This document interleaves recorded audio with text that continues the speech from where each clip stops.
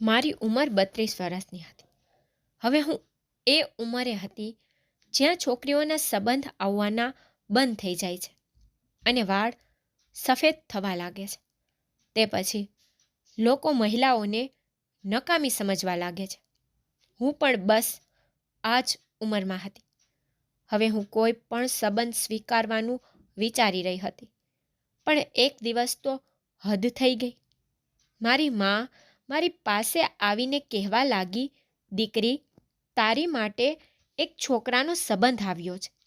તે તારા કરતાં ફક્ત 1 જ વર્ષ મોટો છે, પરંતુ 3 વખત તેના છૂટાછેડા થઈ ગયા છે. તેની 3ય પત્નીઓ તેને છોડીને ચાલી ગઈ છે. તેની વાત સાંભળ્યા પછી હું ધ્રુજવા લાગી. હું વિચારી પણ શકતી ન હતી કે મારી માતા મારી માટે આવો સંબંધ લાવશે કે જેને 3 વાર લગ્ન કર્યા છે અને એક પણ પત્ની તેની સાથે રહી નથી. તેના 3 વાર છૂટાછેડા થઈ ચૂક્યા છે અને જે છોકરાને છૂટાછેડા લેવાની આદત જ હોય તે કોઈ છોકરીને ખુશ કેમ રાખશે? પણ પછી બીજી જ ક્ષણે મારી માતાએ કંઈક બીજી વાત કહી કે તું પૂછીશ નહીં, છૂટાછેડા પાછળનું કારણ શું હતું.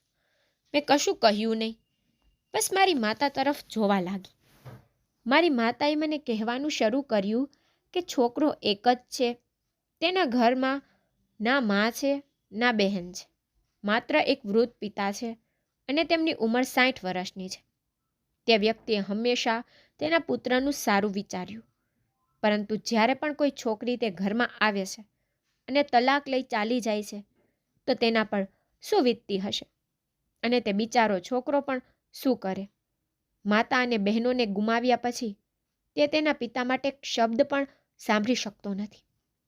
આ કારણે જ્યારે તેની પત્નીઓ તેને પિતા પર આરોપ લગાવે તો તે તેને છૂટાછેડા આપીને ઘરમાંથી કાઢી મૂકે છે. હું કહું છું કે જો તું તેના પિતાની સેવા કર અને તેનું દિલ જીતી લે તો ફરી ક્યારેય કોઈ સમસ્યા નહીં થાય. અને આમ પણ તું બહુ સારી છો. તે તારા પિતાનું પણ ખૂબ ધ્યાન રાખ્યું છે. મને લાગે છે કે જો તું તેના પિતાને તારા પિતા જેવા સમજી તેમની સેવા કરીશ તો તું બહુ સારું લગ્ન જીવન જીવી શકીશ. નહીં તો દીકરી, હવે તારો કોઈ સંબંધ જ નથી આવતો.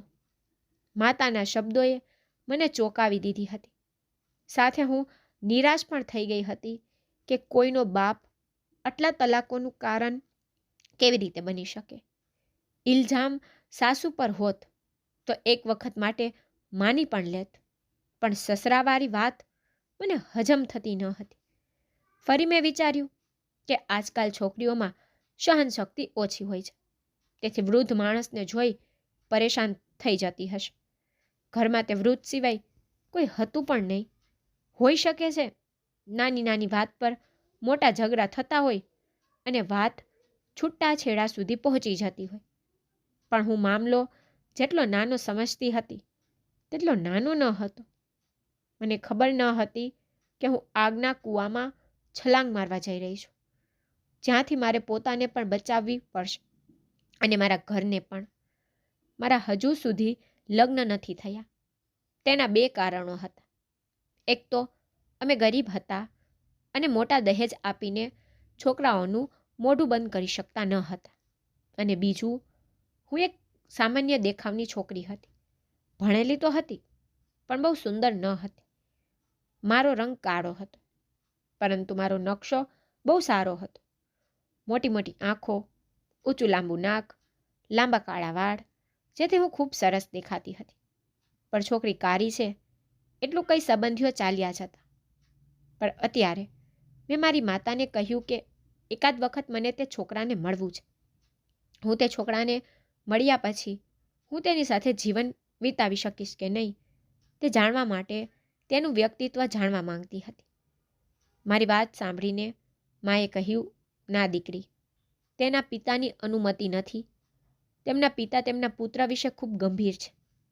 જો તારે છોકરાને મળવું હોય તો છોકરો અને છોકરાના પિતા કાલે આવે છે. જો તારે વાત કરવી હોય તો તેની સાથે કરી લેજે, પણ હું તને બિલકુલ પરવાનગી નહીં આપીશ. નહીં કે તું છોકરાને એકલા મળે. અને હું છોકરાના પિતાને મારા જ મોઢે કેવી રીતે કહું કે મારી દીકરીને તમારા દીકરા સાથે એકલા મળવું છે? આ વસ્તુઓ છોકરાઓને અનુકૂળ આવે છે, પરંતુ છોકરીઓને નહીં. મારી માતાની વાત સાંભળ્યા પછી મને ગુસ્સો આવ્યો. મેં કહ્યું, પહેલાંના જમાનામાં છોકરા છોકરીઓ વચ્ચે ભેદભાવ થતો હતો, પણ હવે બંને પોતપોતાની પસંદનો જીવનસાથી પસંદ કરવાનો અધિકાર રાખે છે.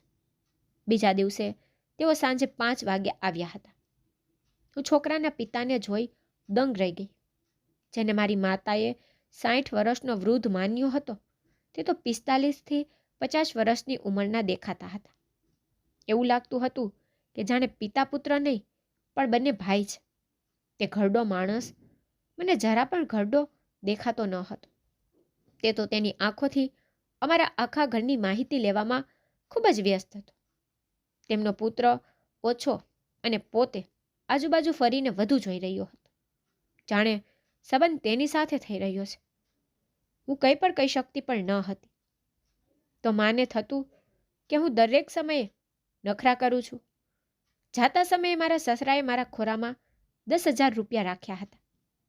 મને મારા સસરાનું આ વર્તન બહુ અજીબ લાગ્યું. પછી મારા સસરાએ મારા માથા પર હાથ મૂક્યો અને કહ્યું, આજથી તું અમારી દીકરી છો.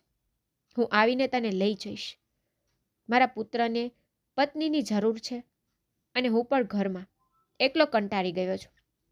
તે માણસ ખૂબ જ નમ્રતાથી વાત કરી રહ્યો હતો. લાગતું ન હતું કે કોઈ તેના કારણે તલાક લઈ શકે છે, અને તે પણ એક એવી વ્યક્તિ પાસેથી જે ખૂબ જ સ્માર્ટ, હેન્ડસમ અને ખૂબ ધનવાન પણ હતો. પણ મેં મારી માતાને કહ્યું કે જો તેનો બાપ મારી સાથે ખરાબ વર્તન કરવાનો પ્રયાસ કરશે તો હું ચૂપ નહીં બેસીશ. આ તમારા મનમાં બેસાડી લેજો. તો મારી મા કહેવા લાગી કે આ વાત તારા મનમાં બેસાડી રાખ કે તારે તારા પિતાની જેમ તારા સસરાને માન આપવું પડશે.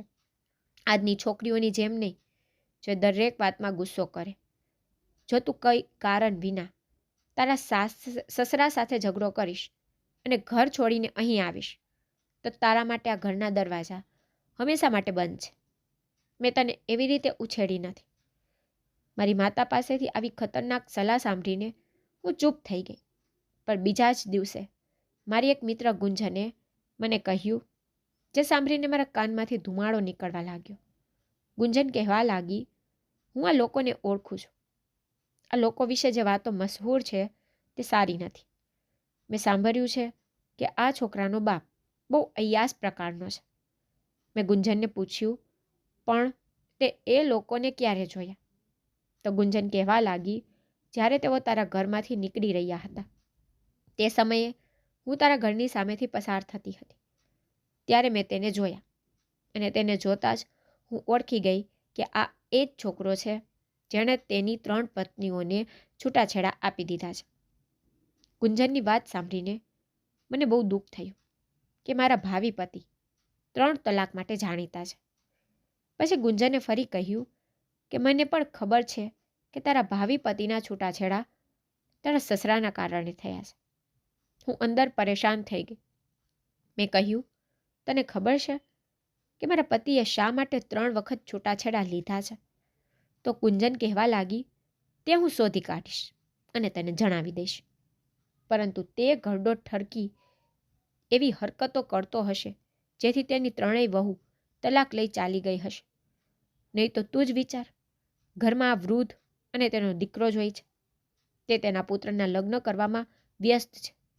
નહીં તો તે ઘરડો લાગતો નથી. તે તો પોતે પણ લગ્ન કરી શકે છે.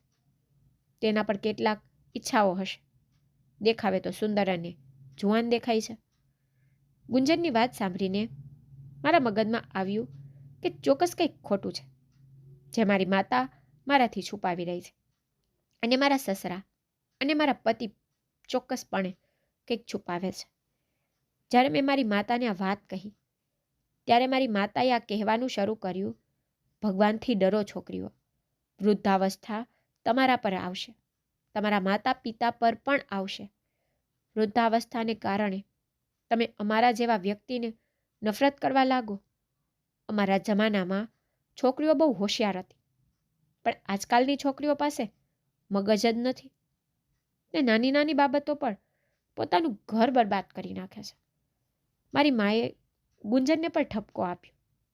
જ્યારે મારી માતા ચાલી ગઈ ત્યારે ગુંજને કહ્યું, સાંભળ હર્ષિતા, તું તારા પતિ સાથે જ વાત કેમ નથી કરી લેતી?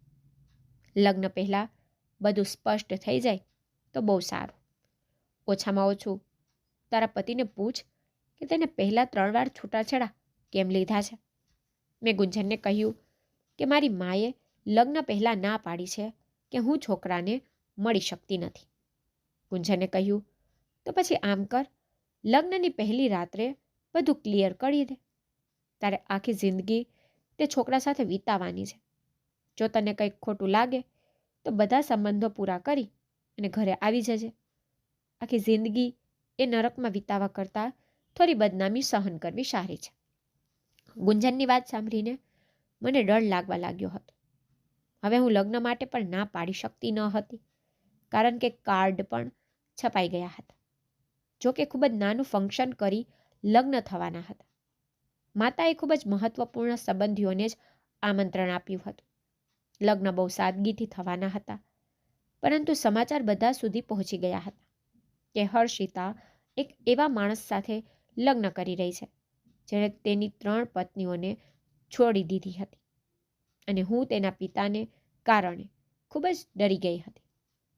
મેં ભગવાનને પ્રાર્થના કરી કે હે ભગવાન, મારા ઘરને બચાવી રાખજો અને મારી જિંદગી બરબાદ થતાં બચાવજો. મને એટલી તાકાત આપજો કે હું મારા પતિનું દિલ જીતી શકું અને મારા છૂટાછેડા ન થાય. હું લગ્ન કરીને મારા સાસરે આવી. લગ્નની પહેલી રાત્રે લોકેશ મારી પાસે આવ્યા અને તેને કહ્યું કે તારે અહીં ડરવાની જરૂર નથી. આજથી તું આ ઘરની માલકીન છે. તારી પહેલાં મેં 3 છોકરીઓને છૂટાછેડા આપી દીધા છે અને તું એ જાણતી પણ હઈશ, પરંતુ જે કારણ 3 છોકરીઓનું તલાકનું બન્યું છે, હું ઈચ્છું છું કે તું તે કારણ ન બનાવતી. મારા પતિની વાત સાંભળીને હું ડરી ગઈ અને પૂછ્યું કે તમે તે 3 છોકરીઓને કેમ છૂટાછેડા આપ્યા? મારી વાત સાંભળીને લોકેશના ચહેરા પર ઉદાસી દેખાતી હતી અને કહ્યું કે કારણ કે તે 3 છોકરીઓ મારા પિતા સાથે. પણ તેની આગળ લોકેશ કંઈ પણ કહી શક્યા નહીં. થોડી વાર પછી તેણે કહ્યું, છોડ આ વાતને. પણ મેં લોકેશને કહ્યું, પણ ઓછામાં ઓછું મને એ જણાવો કે તમે 3ને કેમ છોડી દીધી હતી? જો મને પહેલેથી બધી ખબર હશે તો હું એ ખોટું કામ નહીં કરું જે તમારી 3 પત્નીઓએ કર્યું હતું. મારી વાત સાંભળીને લોકેશે કહ્યું, તું સાચી છો, પણ હું તને 3 દિવસ સુધી કંઈ નહીં કહીશ. હું 3 દિવસ તારી સાથે રહીશ. હું તારી રીતભાત અને જીવનશૈલી જોવા માંગુ છું. હું આશ્ચર્યચકિત થઈ ગઈ. મેં કહ્યું, શું વાત કરો છો? તમને મારી સાથે લગ્ન કરવાની કંઈ ખુશી નથી? લોકેશે કહ્યું, જુઓ, એક વાત હંમેશા યાદ રાખજે, મને વારંવાર ફરિયાદ કરતી છોકરીઓ જરા પણ પસંદ નથી. જો તારે મારી સાથે રહેવું હોય તો બધું પ્રેમથી રહે. રોજની જીદ મને પસંદ નથી. અને જો કોઈ વ્યક્તિ લગ્ન કરે છે તો તેને તેની સાથે પ્રેમ પણ થઈ જાય છે. તું મારી પત્ની છે અને હું તને પૂરો આદર અને પ્રેમ આપીશ, પરંતુ માત્ર એક વાત ધ્યાનમાં રાખજે, મારા પપ્પા પર કોઈ પણ પ્રકારની આંગળી ચિંતા પહેલાં 100 વખત વિચારજે. મારા જીવનમાંથી 3 છોકરીઓ જતી રહી છે તે આ કારણથી કે તેણે મારા પિતા તરફ આંગળી ચીંધી હતી. જોકે તે છોકરીઓ તારા કરતાં વધુ સુંદર હતી. લોકેશની વાત સાંભળ્યા પછી મને કંઈ બોલવું પણ સમજાતું ન હતું. મેં કહ્યું, લોકેશજી, તમે કેવી વાતો કરો છો? લગ્નની પહેલી રાતે કોણ આવી વાતો કરે છે? મારા પતિએ મારી પાસે બેસીને કહ્યું, તારે ડરવાની કોઈ જરૂર નથી. હું તને કહું છું કે હોશિયાર રહેજે. મારા પિતાનું સન્માન કર અને મારા પિતા વિરુદ્ધ એક શબ્દ પણ કાઢવો નહીં. તારા પહેલાં મેં મારી 3 પત્નીઓને આ સ્પષ્ટ રીતે સમજાવ્યું ન હતું, પણ હું તને સ્પષ્ટ રીતે સમજાવું છું કે હું મારા પિતા વિરુદ્ધ કોઈ વાત નહીં સાંભળું. આજ સુધી મારું ઘર બસ્યું નથી, પણ મને આ વાતનો કોઈ અફસોસ નથી. ફક્ત મારા પપ્પાને ખુશ રાખવા માંગુ છું, અને તું મારા પિતાને ખુશ રાખ. મારા પિતા ખૂબ જ સારા છે. તેમની સેવા કરીશ, તેમની સંભાળ રાખીશ તો તે તને દીકરી જેમ રાખશે. બીજી એક વાત યાદ રાખ કે મારા પિતા પાસે એટલા પૈસા છે, તેમની પાસે એટલી મિલકત છે. જો તું મારા પિતાને ખુશ રાખીશ તો મારા પિતા તને ખુશ રાખશે અને તમારા આખા પરિવારને ખુશ રાખશે. તારા સમગ્ર પરિવારની ગરીબી દૂર થશે. તારી 7 પેઢી બેસીને ખાશે તો પણ અમારી પાસે પૈસા ખલાસ નહીં થાય.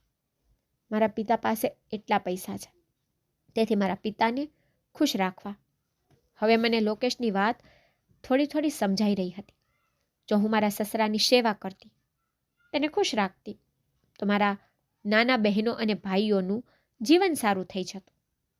મારા માતા પિતા જેઓ અત્યાર સુધી નાની નાની ખુશી માટે તડપતા હતા, તેઓ પણ ખુશ રહી શકત અને આમ પણ બહુ મુશ્કેલી ન હતી.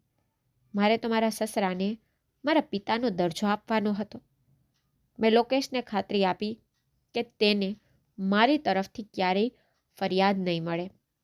મારી વાત સાંભળીને તે ખુશ થઈ ગયા. તેણે મારી આંગળીમાં હીરાની વીંટી મૂકી.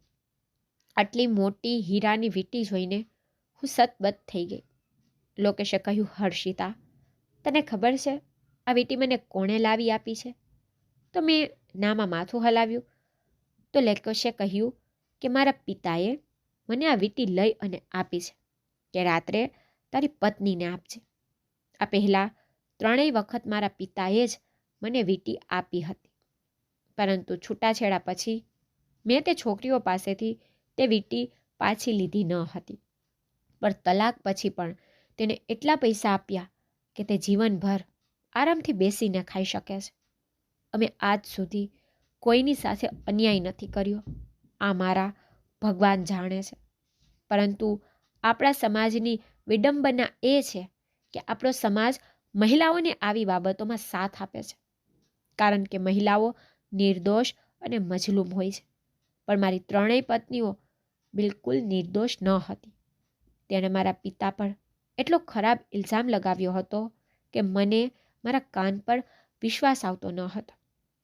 મારા પતિ તેની પ્રથમ 3 પત્નીઓ વિશે ખરાબ બોલતા હતા, પણ મને બહુ તકલીફ ન પડી. પણ હું ખુશ હતી કે તેણે તેની જૂની 3 પત્નીથી પ્રેમ ન હતો. મેં મન બનાવ્યું કે હું મારા પતિની દરેક વાતનું પાલન કરીશ અને મારા સસરાની સેવા કરીશ. એટલામાં જ મારા સસરા મારા રૂમનો દરવાજો ખટખટાવ્યા વગર અંદર આવ્યા. તેના હાથમાં એક ટ્રે હતી, જેમાં દૂધના 2 ગ્લાસ રાખવામાં આવ્યા હતા. મને બહુ અજીબ લાગ્યું, પણ લોકેશ ઝડપથી ઊભા થયા અને બોલ્યા, પાપા, તમે તકલીફ કેમ લીધી? તમે મને કહ્યું હોત, હું જાતે આવી ગયો હોત. મારા સસરા મારી તરફ જોતા બોલ્યા કે તમે બંને સૂતા પહેલાં આ દૂધ જરૂરથી પી લેજો. દૂધ પી લેશો તો બધો થાક ઉતરી જશે. લોકેશ બોલ્યા, આભાર પપ્પા, તમે અમારી કેટલી ધ્યાન રાખો છો. ભગવાન તમારો પડછાયો હંમેશા અમારા પર રાખે. આટલું કહીને લોકેશે એક ગ્લાસ મારી તરફ લંબાવ્યો અને એક ગ્લાસ હાથમાં પકડી લીધો. મારા સસરા ચાલ્યા ગયા અને લોકેશે ગેટ બંધ કરી દીધો અને બધું દૂધ બારી બહાર ફેંકી દીધું. મને બહુ નવાઈ લાગી. જ્યારે મેં પૂછ્યું કે તમે દૂધ કેમ ફેંકી દીધું, તો લોકેશ કહેવા લાગ્યા, મને બહુ દૂધ પસંદ નથી, પણ જ્યારે પપ્પા મને દૂધ પીવા આપે છે તો હું લઈ લઉં છું, પણ હું દૂધ પીતો નથી. બારી નીચે એક બાઉલ રાખેલો છે, હું તેમાં તે દૂધ નાખી દઉં છું. એક મીંદડી આવી તે દૂધ પીવે છે. ચિંતા ન કર, દૂધ પી લે, તને કંઈ થશે નહીં. લોકેશની વાત સાંભળીને હું ડરી ગઈ. મને લાગ્યું કે તેઓ મારાથી કંઈક છુપાવી રહ્યા છે. મેં ઘણી વાર પૂછ્યું, પણ તેને જવાબ ન આપ્યો. પછી હું પણ ચૂપ થઈ ગઈ. આજે અમારા લગ્નની રાત હતી અને હું કોઈ કારણ વગર લોકેશનો મૂડ બગાડવા માંગતી ન હતી. લોકેશે આખી રાત મને તેના પ્રેમના પડછાયા નીચે રાખી. આ વિચારીને મને ખૂબ જ નવાઈ લાગી કે તે 3 છોકરીઓએ તેમના આટલા પ્રેમાળ પતિને કેમ છોડી દીધો? સવારે મારી આંખ ખુલી તો લોકેશ બેડ પર ન હતા, કદાચ બાથરૂમમાં હતા, કારણ કે પાણી પડવાનો અવાજ આવી રહ્યો હતો. હું હજુ ઉઠી પણ ન હતી. એટલામાં જ મારા સસરા દરવાજો ખોલીને અંદર આવ્યા. મને ખૂબ અજીબ લાગ્યું, કારણ કે હું અસ્તવ્યસ્ત કપડામાં હતી. મેં જલ્દી બાજુમાં પડેલો દુપટ્ટો મારા ખંભે નાખ્યો. મને મારા સસરાની હરકત પસંદ ન આવી. હું એક રાતની દુલ્હન હતી, તેથી કંઈ બોલી પણ ન શકી. અને બીજું, તે મારા પતિના પિતા હતા અને તેણે સ્પષ્ટ કહ્યું હતું કે મારા પિતાને ફરિયાદ કરવાનો મોકો આપતી નહીં. મારા સસરા આગળ આવ્યા અને મારા માથા પર લાલ રંગની ચુંદડી નાખી અને કહ્યું, દીકરી, આ બહુ શુભ ચુંદડી છે. લગ્નના પહેલા દિવસે તેને પહેરી રાખજે. તારું જીવન ખુશીઓથી ભરેલું રહેશે અને તારા જીવનમાં કોઈ દુઃખ નહીં આવે. મેં મારી બીજી બહુઓને પણ સવારે આ ચુંદડીઓ આપી હતી, પણ તે મને બેઇજ્જત કરી બહાર કાઢી નાખ્યો હતો અને ચુંદડી લેવાની ના પાડી દીધી હતી. પણ મને વિશ્વાસ છે કે તું આમ નહીં કરે. તું મને ખૂબ જ સારી અને સંસ્કારી દીકરી લાગે છે. મને વિશ્વાસ છે તું મારા પુત્રને સાચી ખુશી આપીશ. આટલું કહીને મારા સસરાએ મારા કપાળે ચુંબન કર્યું. હું તો હક્કા બક્કા તેને જોતી રહી. સાચું છે કે જ્યારે કોઈ પિતા તેની પુત્રીને પ્રેમ કરે છે ત્યારે તે તેના કપાળે ચુંબન કરે છે અને તેને આશીર્વાદ આપે છે. પણ મને ખબર નથી કેમ મને મારા સસરાનું આ વર્તન પસંદ ન આવ્યું. લોકેશ કેટલા સમય પછી બહાર આવ્યા અને તેના પિતાને જોઈને તેણે કહ્યું, અરે પપ્પા, તમે વહેલી સવારે અહીં? મારા સસરાએ મારા પતિને કહ્યું કે હું તારી પત્નીને લાલ ચુંદડી આપવા આવ્યો હતો. આટલું કહી મારા સસરા ચાલ્યા ગયા. લોકેશે કહ્યું, પપ્પાની વાત માનજે. આખો દિવસ આ ચુંદડી પહેરી રાખજે. હું લોકેશને કહેવા માંગતી હતી કે મને તેના પિતાનો વિચાર પસંદ નથી, પણ હું ચૂપ રહી. એ જ રીતે મારા લગ્નના 3 દિવસ વીતી ગયા. અત્યાર સુધી બધું બરાબર ચાલતું હતું, પણ મને મારા સસરા વિશે એક વાત બહુ વિચિત્ર લાગતી. તે મારી આસપાસ જ રહેતા, મારી સાથે વાત કરવાનો પ્રયત્ન કરતા અને કોઈને કોઈ બહાને મને તેની નજીક બોલાવતા. મને મારા સસરાની આવી હરકત જરા પણ પસંદ ન હતી. ક્યારેક હું અને લોકેશ એકદમ નજીક બેઠા હોઈએ અને લોકેશ મારી સાથે પ્રેમથી વાત કરતા હોય, ત્યારે તે આવીને લોકેશનો હાથ પકડીને તેને કોઈ કામના બહાને બહાર મોકલી દેતા. મને મારા સસરાની આવી વાતો પસંદ ન હતી. લોકેશ તો લગ્નના બીજા દિવસથી જ તેના કામમાં વ્યસ્ત થઈ ગયા હતા. હવે હું ધીમે ધીમે આ ઘર સાથે જોડાવા લાગી. મારા મનમાં ક્યાંક એવા લાગવા માંડ્યું હતું કે હું એ ઘરની માલકીન છું અને આ ઘર મારું છે. હું દિલથી ઘરની સફાઈ કરતી, તેની સંભાળ રાખતી. પણ બીજી એક વાત હતી, હું આખું ઘર સાફ કરતી, પણ મારા સસરા તેમનો રૂમ સાફ કરવા દેતા ન હતા. તે હંમેશા રૂમને તારું મારીને રાખતા. જ્યારે તેઓ સૂવા જતા ત્યારે જ રૂમ ખોલતા. મેં એક દિવસ લોકેશને કહ્યું, તમારા પિતા તેનો રૂમ કેમ બંધ રાખે છે? હું પપ્પાનો રૂમ સાફ કરવાનું વિચારી રહી હતી. મારી વાત સાંભળીને લોકેશ થોડા ચિંતિત થઈ ગયા. કહ્યું કે આ મારા પિતાની જૂની આદત છે. તેને કોઈ તેના રૂમમાં જાય તે પસંદ નથી. મને પણ તેના રૂમમાં જવાની પરવાનગી નથી. તું એક કામ કર, બાકીનું ઘર સાફ કર, તેનો રૂમ આમ જ રહેવા દે. અમારા ઘરમાં એક નોકરાણી પણ આવતી હતી. તે કહેતી, સાહેબ કોઈને તેમનો રૂમ સાફ કરવા દેતા નથી. લગ્નને 1 મહિનો વીતી ગયો, પણ મારા સસરાનો રવૈયો એવો જ હતો. તે તેના રૂમને તારું મારી રાખતા અને હું ખૂબ જ પરેશાન હતી. હું જાણતી હતી કે રૂમ ખૂબ જ ગંદો હશે. અમે અમારું ઘર રોજ સાફ કરીએ તો પણ ગંદુ થઈ જાય છે અને પછી વર્ષોથી પિતા રૂમની સફાઈ નહોતી કરતા. મેં લોકેશને કહ્યું તો તેને કહ્યું, તારી વાત સાચી છે. એક કામ કર, એકવાર પપ્પા સાથે વાત કર. જો તે કહે તો રૂમ સાફ કરી દેજે. તેથી હું મારા સસરાના રૂમમાં ચાલી ગઈ. આજે દરવાજો ખુલ્લો હતો. હું દરવાજો ખોલીને અંદર ગઈ. મારા સસરા બેડ પર બેઠા હતા. મેં એક નજર તેના રૂમમાં નાખી તો મારી આંખો આશ્ચર્યથી પોરી થઈ ગઈ, કારણ કે આખા રૂમમાં મહિલાઓના જ કપડાં પડ્યા હતા. જ્યારે મેં ડ્રેસિંગ ટેબલ તરફ જોયું ત્યારે મેં ત્યાં પણ મેકઅપની વસ્તુઓ જોઈ. ત્યાં બંગડીઓને ઘરેણાં બધું રાખવામાં આવ્યું હતું. મને ઘણી હેરાનગી થઈ, કારણ કે મારી સાસુને ગુજરી ગયા અને કેટલો સમય થઈ ગયો હતો. તો પછી મારા સસરાના રૂમમાં મહિલાઓની વસ્તુઓ શું કરતી હતી? મને જોઈને તે ડરી ગયા અને બોલ્યા, અરે વહુ, મારા રૂમમાં શું કરો છો? બહાર આવો. હું પણ બહાર આવું છું. મને ચા પીવાનું મન થાય છે. ચાલ, મારા માટે આદુ એલચીની ચા બનાવ. મેં કહ્યું, ચા મીના બનાવી રહી છે. તમે બેસી ચા પીવો, ત્યાં સુધી હું તમારો રૂમ સાફ કરીશ. જોવો, ખૂબ ગંદો થઈ ગયો છે. આ સાંભળીને મારા સસરા વધુ ડરી ગયા. તે ઝડપથી બહાર આવ્યા અને તેને મારો હાથ પકડીને મને પણ બહાર કાઢી નાખી અને ઝડપથી દરવાજો બંધ કરી દીધો અને કહેવા લાગ્યા, અરે વહુ, રૂમ સાફ કરવા માટે કંઈ નથી. હું દરરોજ મારો રૂમ સાફ કરું છું. ચાલો, આપણે બંને બહાર લોનમાં બેસીને ચા પીએ. જુઓ કે હવામાન કેટલું સરસ છે. હવે પિતા પોતે રૂમ સાફ કરવા માંગતા ન હતા તો અમે શું કરી શકીએ? હું બહાર આવી તો મીના અમારા માટે ચા તૈયાર કરીને લાવી.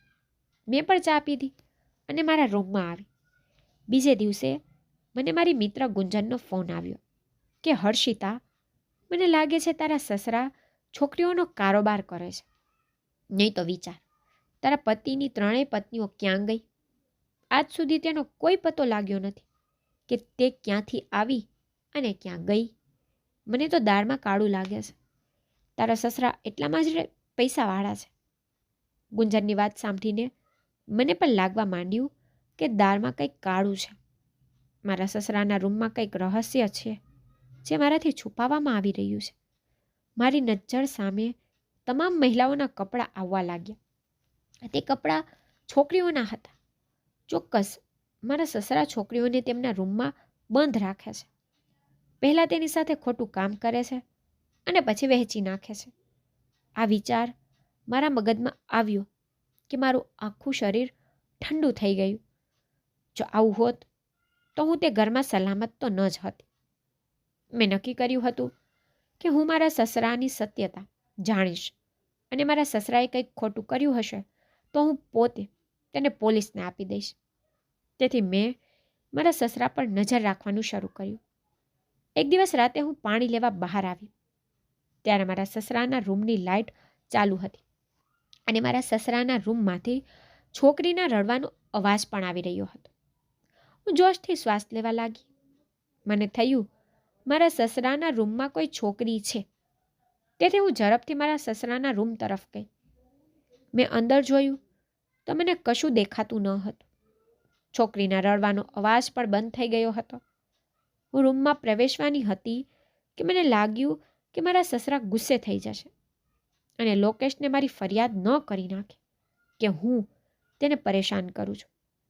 લાંબા સમય સુધી હું સાંભળતી રહી કે છોકરીનો અવાજ ફરી આવે છે કે નહીં, પણ હવે છોકરીનો અવાજ આવતો ન હતો. મારા સસરાએ રૂમની લાઇટ પણ બંધ કરી દીધી હતી. હું પણ મારા રૂમમાં આવી, પણ આખી રાત મને શાંતિથી ઊંઘ ન આવી. એકવાર હું કિચનમાં રસોઈ કરી રહી હતી ત્યારે મારા હાથ પર ગરમ તેલ પડ્યું. મારો હાથ બળી ગયો અને મારી ચીસ નીકળી ગઈ. મારી ચીસ સાંભળતા જ મારા સસરા કિચનમાં દોડી આવ્યા. મને ચીસો પાડતા જોઈને તે ઝડપથી મારી નજીક આવ્યા અને મારા હાથ તરફ જોવા લાગ્યા. મારા સસરા મારા એટલા નજીક હતા તેથી મને ખૂબ જ વિચિત્ર લાગ્યું. મેં મારા સસરા પાસેથી હાથ છોડાવવાની કોશિશ કરી, પણ તેઓ રાજી ન થયા. મને કિચનમાંથી બહાર લઈ આવ્યા. તેને મને ડ્રોઈંગ રૂમમાં બેસાડી અને કિચનમાંથી બરફ લઈ આવ્યા. પછી મારી એકદમ નજીક બેસી ગયા અને મારા હાથ પર બરફ લગાવવા લાગ્યા. મને એકદમ ઘૂંટણ થતી હતી. મને થયું કે સસરા અને પુત્રવધુ વચ્ચે હંમેશા એક મર્યાદા હોવી જોઈએ અને એ મર્યાદા મારા સસરાએ પૂરી કરી નાખી હતી. તે મારી ખૂબ જ નજીક હતા. હું ઝડપથી હાથ છોડાવી અને મારા રૂમમાં આવી અને મારા સસરા પાછળથી મને અવાજ દેતા રહી ગયા. મને મારા સસરાની આવી હરકતો ખોટી લાગતી હતી, પણ લોકેશને હું કેવી રીતે કહેતી? દિવસો આમ જ પસાર થતા હતા, પણ મેં મારા સસરા પર નજર રાખવાનું છોડ્યું ન હતું. પરંતુ આજ સુધી મને આવા કોઈ સબૂત પણ મળ્યા ન હતા. એક દિવસ લોકેશને ઘરે આવવામાં મોડું થઈ ગયું. તે રાત્રે 9 વાગ્યા સુધીમાં ઘરે પરત ફરતા હતા, પણ આજે લગભગ 11 વાગ્યા હતા અને લોકેશ હજુ આવ્યા ન હતા. હું લોકેશની રાહ જોઈ રહી હતી અને તેની રાહ જોતા હું બહાર ફરી રહી હતી. મારા સસરા તેમના રૂમમાં હતા. તેના રૂમની લાઇટ ચાલુ હતી. પછી મેં મારા સસરાના રૂમમાંથી એક છોકરીના રડવાનો અવાજ સાંભળ્યો. થોડી વાર પછી ફરી જોરદાર અવાજ સાંભળ્યો. મારું હૃદય જોશથી ધડકતું હતું. હું હિંમત કરી અને મારા સસરાના દરવાજે જોર જોરથી ટકોડા મારવા લાગી, પરંતુ મારા સસરાએ દરવાજો ન ખોલ્યો અને હું તે છોકરીનો અવાજ સાંભળી રહી હતી. તેથી મેં બારીને જોરદાર ધક્કો માર્યો અને બારી ખુલી ગઈ. તો એક છોકરી મોઢું છુપાવીને બેઠી રડતી હતી. હું ઝડપથી બારીમાંથી કૂદીને અંદર ગઈ. તે દરમિયાન લોકેશ મને બારીમાંથી મારા સસરાના રૂમમાં જતી જોઈ. ત્યારે તે પણ મારા સસરાના રૂમ તરફ આવવા લાગ્યા. મેં ઝડપથી અંદર જઈને રૂમનો દરવાજો ખોલ્યો, પણ મારા સસરા રૂમમાં ક્યાંય દેખાતા ન હતા. હા, તે છોકરી હજુ ઘૂંટામાં માથું છુપાવીને રડી રહી હતી. લોકેશ પણ સામેનું દ્રશ્ય જોઈને આશ્ચર્યચકિત થઈ ગયા.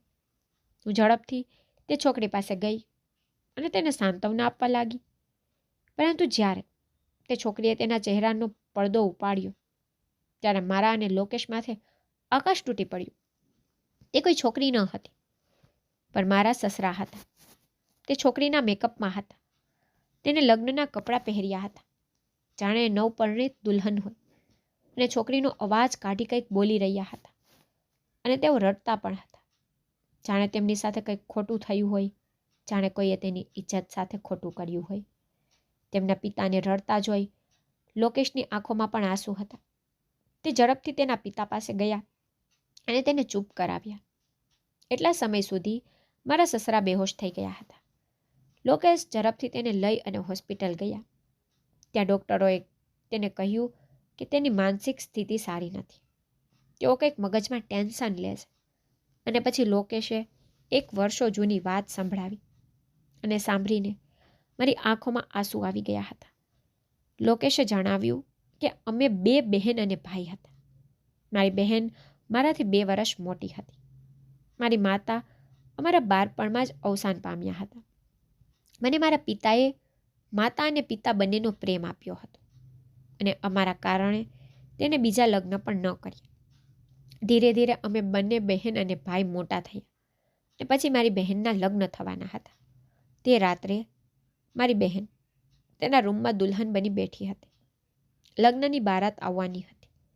પછી કેટલાક લૂંટારાઓ અમારા ઘરમાં ઘૂસ્યા. તેઓ કદાચ પોલીસથી બચવા અમારા ઘરમાં સંતાવા આવ્યા હતા.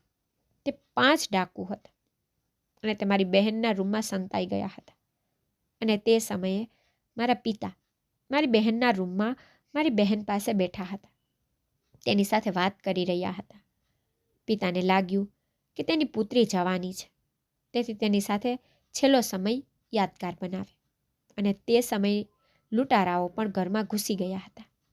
તેને મારા પપ્પાને બાથરૂમમાં બંધ કરી દીધા અને મારી બહેનને પોતાની હવસનો શિકાર બનાવી.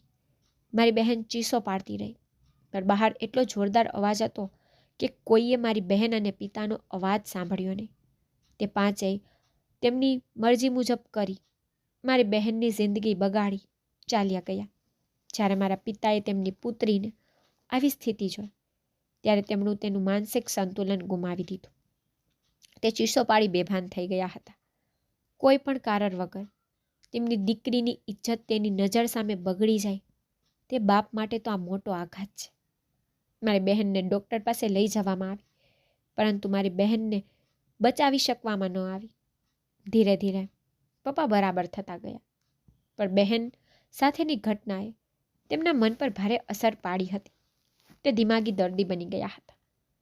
હું મારા પિતાને ક્યારેય દુઃખ પહોંચાડી શકતો ન હતો. લોકેશની વાત સાંભળીને મને બધું જ સમજાઈ ગયું હતું કે જ્યારે પણ મારા સસરા મારી નજીક આવતા ત્યારે તેઓ મને તેમની પુત્રી તરીકે જોતા. તેણે મારામાં તેની મૃત પુત્રી જોઈ. મારા સસરાએ તેની 3 વહુઓ સાથે પણ આવું જ વર્તન કર્યું અને 3 મારા સસરાના વર્તનને ખોટું માનતા હતા. અને મારા મનમાં પણ એક વખત માટે આ વિચાર આવી ગયો હતો, પરંતુ મારા સસરાના ઈરાદા ખરાબ ન હતા. તે તેની વહુઓમાં તેની દીકરી જોતા હતા અને તેથી તે તેની વહુની વધુ નજીક રહેવાની કોશિશ કરતા અને તેને ખૂબ પ્રેમ કરતા. કેટલીક વાર તે લોકેશને પણ ડાકુ સમજી લેતા. તેથી તે મને લોકેશ પાસેથી દૂર કરી દેતા. આમ કરીને તે પોતાની દીકરીને બચાવતા હતા. લોકેશને સમગ્ર સત્યની જાણ થતાં તેને ખૂબ અફસોસ થયો. તેણે મને કહ્યું કે મેં તે 3 છોકરીઓ સાથે ઘણું ખોટું કર્યું છે. જો હું પહેલાં સત્ય જાણતો હોત તો તે 3 છોકરીઓનું જીવન બરબાદ ન થાત. મેં મારા પિતાની પહેલાંથી જ સારવાર કરાવી લીધી હોત. પણ હું માનું છું કે આ બધું તારી હિંમતને કારણે થયું છે. જો તે રાત્રે હિંમત ન બતાવી હોત અને બારીમાંથી કૂદીને અંદર ન ગઈ હોત તો ક્યારેય આ સત્ય બહાર ન આવ્યું હોત. હવે મારા સસરા સારી હોસ્પિટલમાં છે અને ડૉક્ટરોએ કહ્યું છે કે મારા સસરા બહુ જલ્દી સાજા થઈ જશે. જો તમને મારી સ્ટોરી પસંદ આવી હોય તો લાઈક શેર સબસ્ક્રાઈબ જરૂરથી કરજો અને તમને મારી સ્ટોરી કેવી લાગે છે તે મને કમેન્ટમાં જરૂરથી કહેજો. Thank you.